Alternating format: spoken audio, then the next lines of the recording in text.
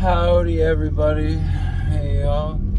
So I recently just got the order confirmation and delivery information for my Nix Boots Builder Pro. I'm currently driving home with them. I placed the order a few weeks back, and I've been waiting for a little while, but they're in the back behind me. Super pumped up. I didn't really have a lot of communication with Nix. It did take a few weeks for my order status to change from when I purchased it and made the order to when I saw the process time and how long and what the, I guess, process and where they were in the entire process, I guess. I keep saying that word, but anyway. So I have them now. As soon as I get in the house, I'm going to slap them on, and I'll let you know what I think. I did barely just open the box to take a look, and they look fucking clean. They look so sharp, and the leather, I just gave it a quick feel. Feels really nice, very hydrated, very thick. The black has a real sharp look to it, I tell you. It looks way better in person than it did in the videos. My foot is standardly, I guess, fits like a large 12. One of my feet are a little bit, I don't know, fraction shorter than the other one, I suppose. Which has never really been a problem in the past when it comes to buying mass-produced boots.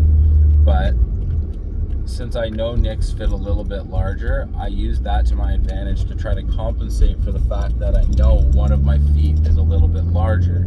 So if Nix do in fact fit like a half size larger or something like that, because they recommend to go a size down if you want your true fit, or whatever they consider to be the true fit, whatever.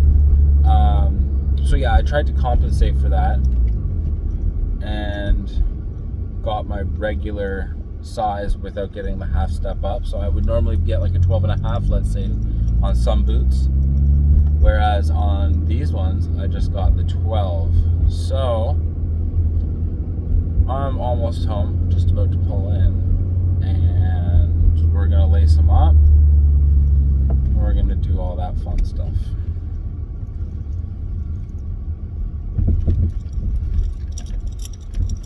So thank you, and my girlfriend, her fiance, is beside me.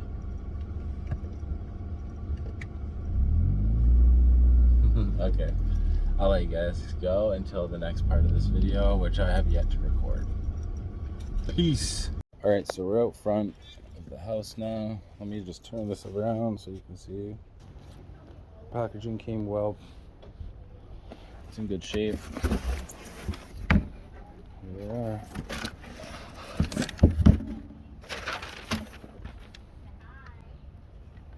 Look at that. That's fucking sharp.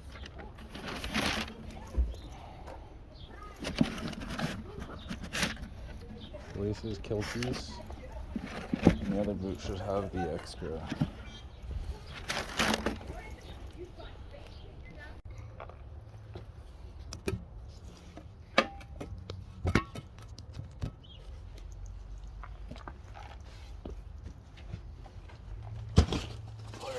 What's happening? Let's get this on the go. Here is the Nix Boots Builder Pro steel toe. And I haven't even stuck my foot in this yet, and I know I'm gonna be like Jesus, because these are pretty heavy.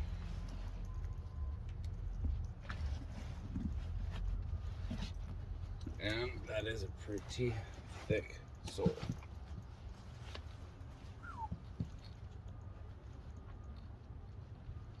You know what? That feels pretty goddamn nice.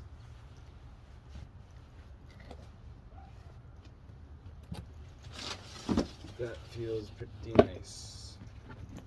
The arch is especially nice because it's just right there. You feel it ride your foot. The little spot I just caught my foot on though, I think.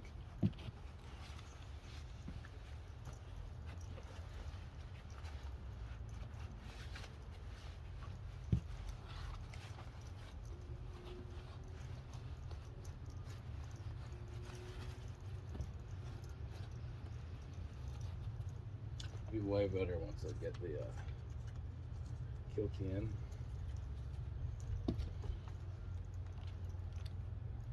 Definitely a nice fit though. I get my feet up so you can see them. They're pretty fucking badass looking boots.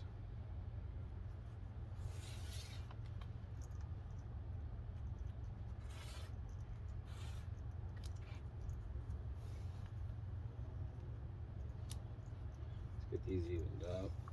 So yeah, I didn't exactly have a lot of communication with Nick's because I didn't do the try-on boot process.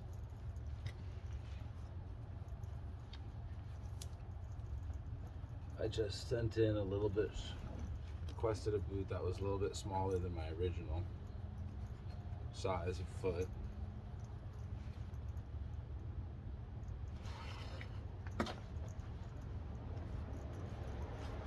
Alright, sorry guys, I gotta put my leg down for this.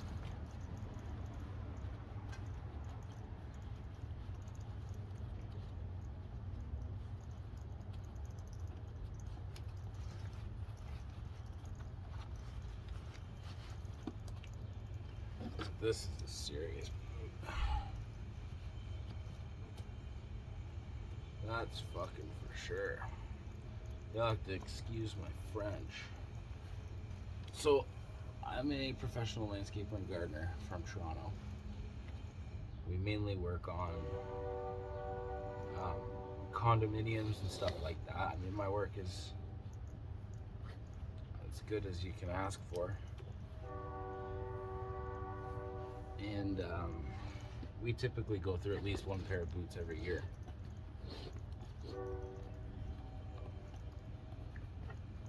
Which is, to say the least, a little expensive at times. Considering my last pair of boots was a pair of Timberland Pros. And they were good. They lasted me about a year. But all the leather's cracking. Well, it's not going to last very much longer.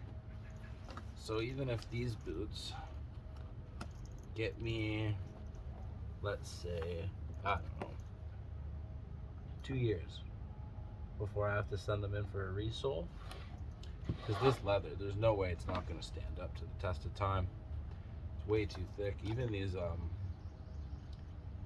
laces are pretty beefy.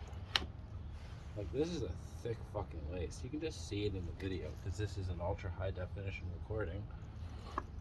Just how thick it is.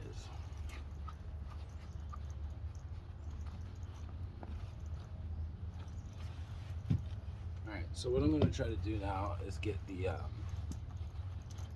bottom folded over.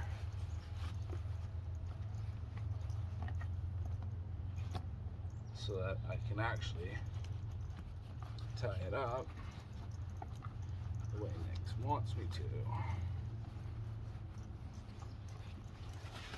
And since this is fucking brand new, the leather is a little less than supple.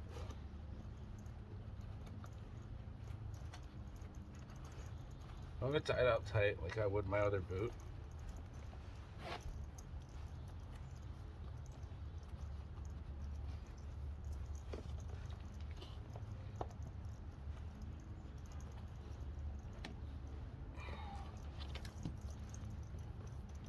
Yeah, sorry please, I don't have a speed lace.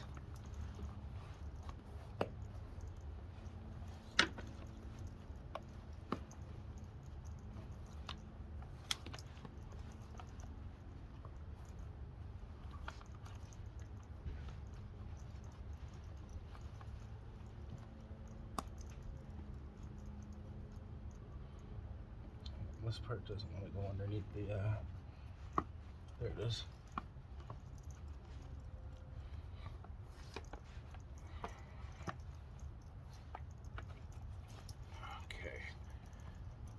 this fucking one boot.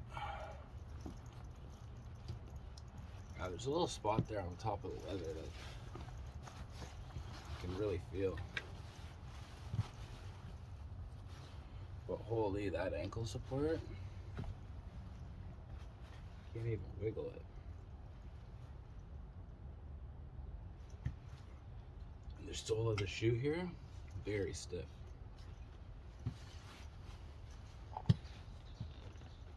And yeah, a lot of the same things that people that I've talked to or have asked me about this boot, I've said similar things like, oh, it looks like a woman's boot. And it's like, yeah, well, fuck you. But anyway, overall, you know, that high arch does really good, really good. Not even gonna lie, it was something I was on the fence about because I do so much walking. I mean, on my phone's app, it records me walking nearly anywhere between 15 to 22 kilometers a day on average. And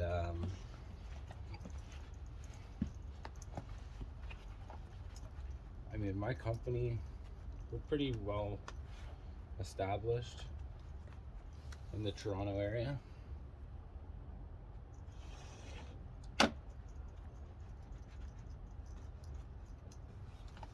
So for the most part, yeah, I mean, it was an expensive purchase no matter how you slice it. And that's something that I'm gonna probably hear a lot of feedback on. But you're basically paying for your boots up front. If you're somebody who works in a trade, you work hard or harder than some of the people around you, and you're going through more equipment, and let's say you're the kind of worker that owns a Carhartt vest, the overalls, you got bare winter gear, you've got yeah, I mean, you got the tough duck coats and vests and stuff like that because you require it for your trade, then you're probably going to be willing to spend a little bit more money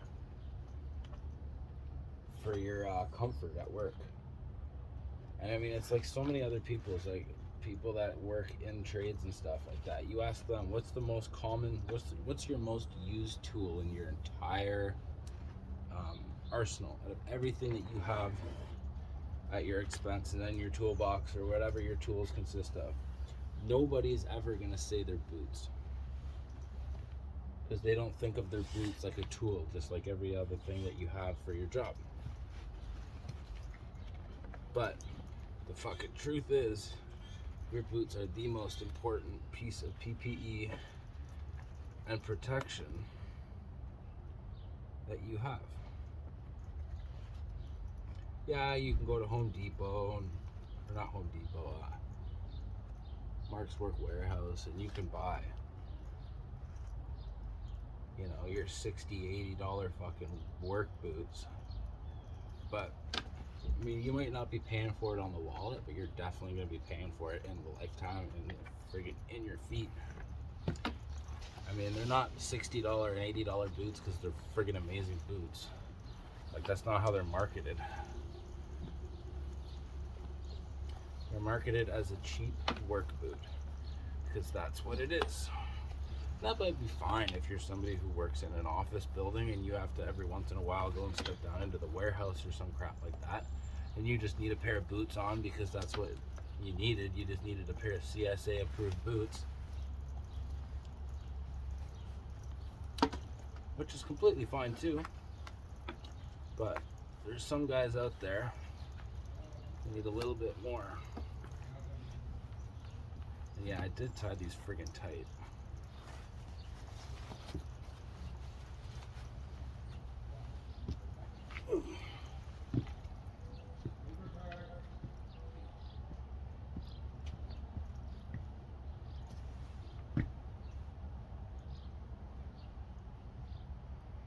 I probably could have got one size narrower, but still, it's enough room to barely wiggle your toes.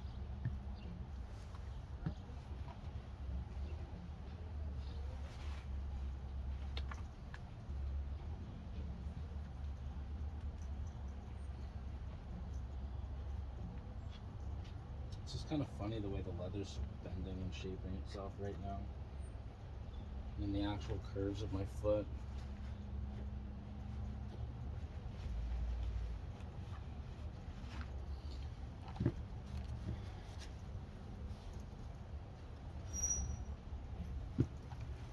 Okay, so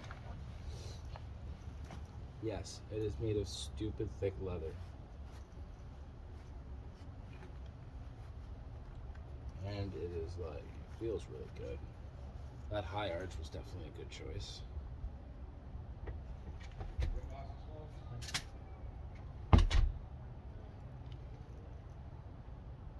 Yeah. So far I'm saying big plus. They feel great. Let me get the camera. Do a little turnaround here. Now, of course, when I'm sitting down, they get pulled up my leg a little bit. But when I was standing up a minute ago, you saw how it fell over the boot. Yeah, the toe box is a little bit more bulky because of the steel toe. And I really just can't get over how thick it feels underneath. Here, I'll turn it around again. Give you a little... So just a little bit of what it looks like to walk around in.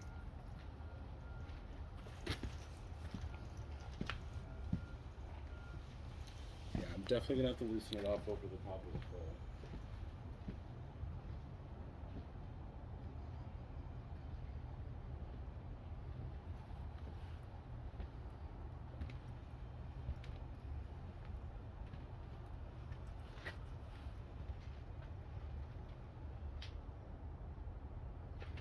The kilties look like they're a little bit too big.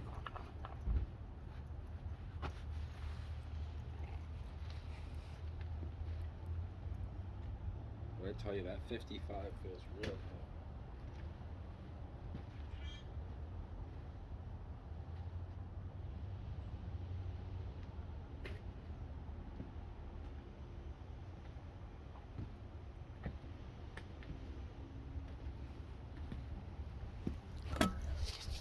So, overall experience has been very good. Feeling pretty good about the way that the sole feels against my foot. One thing I need to do is I definitely tied them too tight over the top of my foot.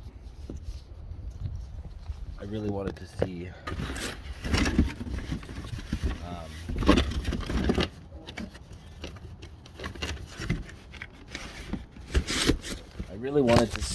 how they were going to shape and flex over the top and the top of the bridge of my foot, I guess you could call it. But yeah, a little bit too tight. It feels like there's a bulge. It's probably my fault, but nonetheless, I'm going to probably going to wear them around for the evening. Get them, figure out how they feel best. But I'm just going to stay on camera for a few more minutes as I walk around. Yeah, the leather's super stiff.